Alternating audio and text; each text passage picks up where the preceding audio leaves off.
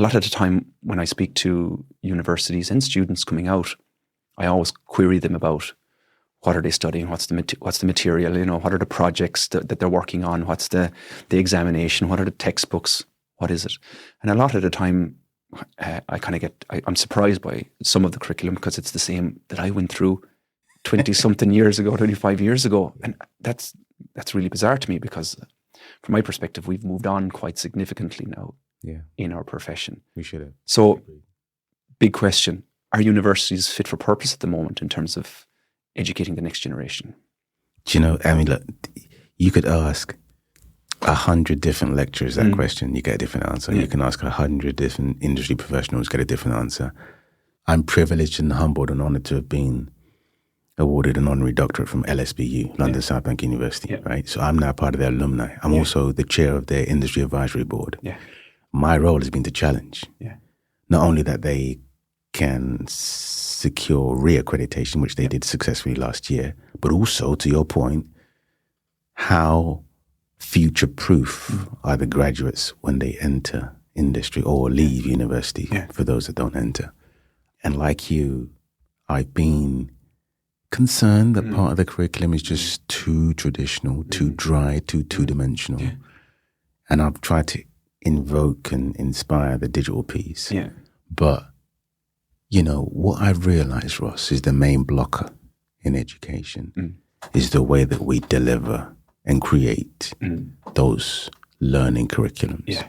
They're riddled with bureaucracy and red tape, right? That's right. And the process of being able to change stuff is so slow. It takes years. Right. Yeah. So three or 5 year blocks or something. Or worse, right? But my role has been the challenge, and by inspiring new content, new MSc programs, new undergraduate programs that talk about digital, and you kind of baking digital in. You're not saying everything is digital.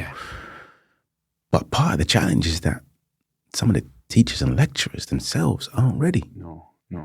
So you can't really expect fabulous outcomes. No.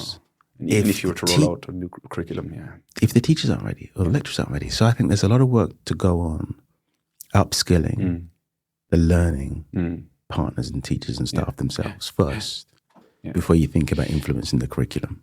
There was a good point made the last day in a conversation I was having about the educational system and the need for industry to get more involved in education, like what you're doing yourself, and making sure that we are getting people from at the front line in talking to students and delivering lectures and delivering experience and knowledge base and so on. That's right. And it becomes super important because if we are educating our university quantity surveyors or the next generation from textbook, I think we're in trouble because stuff is moving so quickly.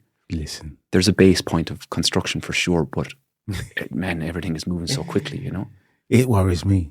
I often tell a lot, not only young people, but some of my peer group that the amount of new knowledge I have to consume, I would say on a daily basis, right?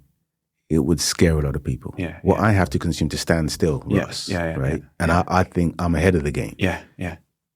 Others aren't even in the room, right? And so I look at some of my peers and think, you carry PI to offer a service, but are you really offering the best value?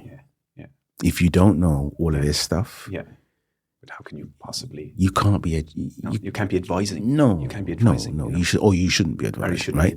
But I think the next gen coming out of university are also hampered by the fact that they're told all of this great stuff. This is what you need to do. When they get into industry, they're in a most recent or past experience business that isn't prepared or unable to move forward or even come to where they need to be. So a lot of what they've learned, they can't implement or practice because a lot of the businesses aren't ready. That's right, Right?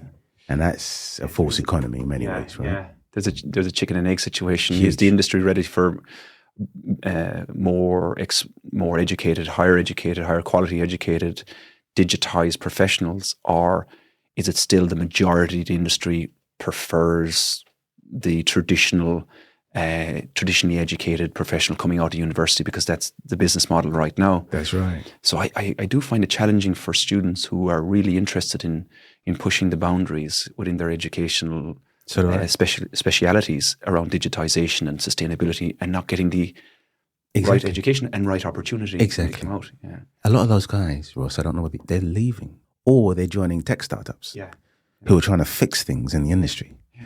And I think that's a really interesting concept, because I think the role of most professionals, particularly every pathway at RICS, for example, will be materially different within 2 to 5 years. Yeah. Right? I don't think you're going to recognize a traditional QS by 2030. No.